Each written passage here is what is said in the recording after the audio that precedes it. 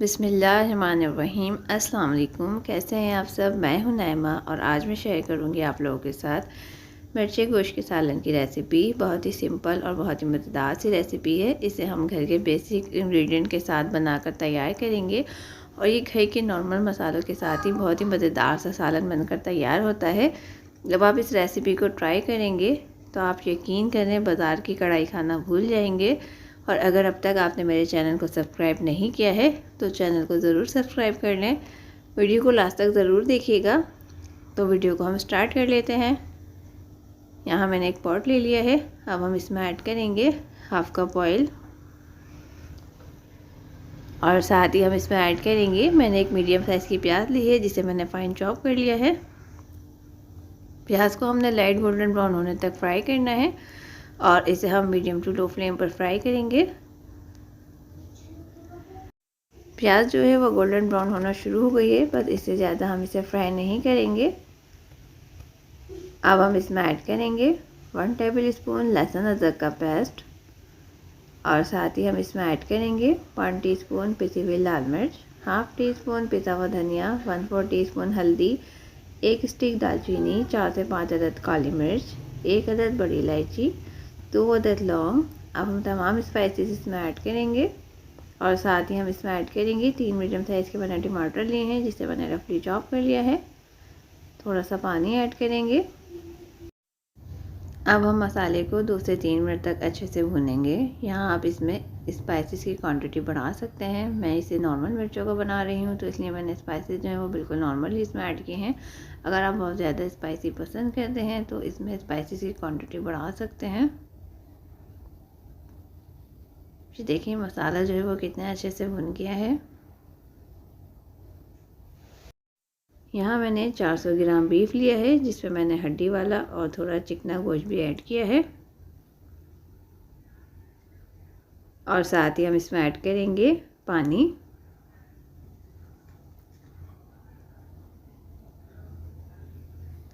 अब हम इसे कवर करेंगे और इसे हम 30 से 40 मिनट तक कुक करेंगे मीडियम टू लो फ्लेम पर। यहाँ मैंने 3 अदद हरी मिर्चें ले ली हैं। ये जो मिर्चें हैं ये जर्मन की मिर्चें कहलाती हैं। जब भी आप मिर्ची गोश्त बनाएं तो इसमें यही मिर्चें यूज़ कीजिएगा, इससे सालन का टेस्ट जो है वो बहुत अच्छा आता है। अब हम मिर्चों को बीच से चॉप कर लेंगे और इसे हम एक साइड पर रखेंगे। सालन को कुक होते हुए 40 मिनट हो गए हैं। मैंने इसे बीच में भी चेक किया था। अब हम इसे दोबारा चेक कर लेते हैं। ये देखें बीफ कितने अच्छे से टेंडर हो गया है।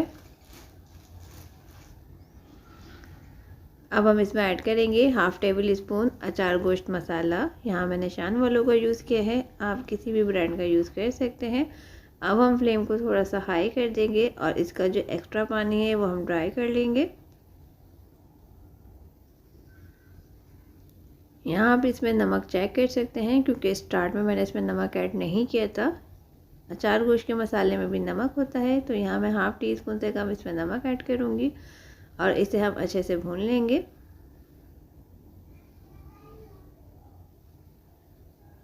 ये देखिए सालन जो है वो कितने अच्छे से भुन गया है। अब हम इसमें ऐड करेंगे पानी। पानी आप अपने हिसाब से भी इसमें ऐड कर सकते हैं जितनी आपको इसमें ग्रेवी बनानी हो। और साथ ही हम इसमें ऐड करेंगे हरी मिर्चें। मिर्चें जो हैं वो दम पर ही कुक होंगी। अब हम इसमें थोड़ा सा पानी और ऐड करेंगे, मुझे थोड़ा कम लग रहा था। अब हम इसे कवर करेंगे और इसे हम लो फ्लेम पर 5 से 7 मिनट तक दम पर रखेंगे। 7 मिनट हो गए हैं सालन को दम पर रखे हुए, तो अब हम सालन को चेक कर लेते हैं। ये देखिए मज़ेदार सा मिर्ची गोश्त जो है वो बिल्कुल तैयार है और जो मिर्चें हमने इसमें ऐड की थी वो भी कितने अच्छे से सॉफ्ट हो गई हैं। बस अब हम इसे डिश आउट कर लेते हैं। यहाँ आप मसाले की कंसिस्टेंसी देख सकते हैं, ना तो बहुत ज़्यादा पतला है और ना ही बहुत ज़्यादा गाढ़ा।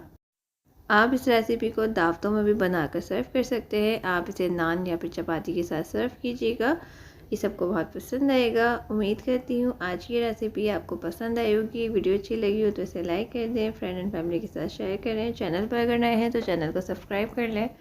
बेल आइकन को प्रेस कर लें ताकि मेरी आने वाली नई वीडियोस की नोटिफिकेशन आपको वक्त पर मिलती रहे। फिर मिलूँगी एक नई रेसिपी के साथ। Thanks for watching. खुदा हाफिज़।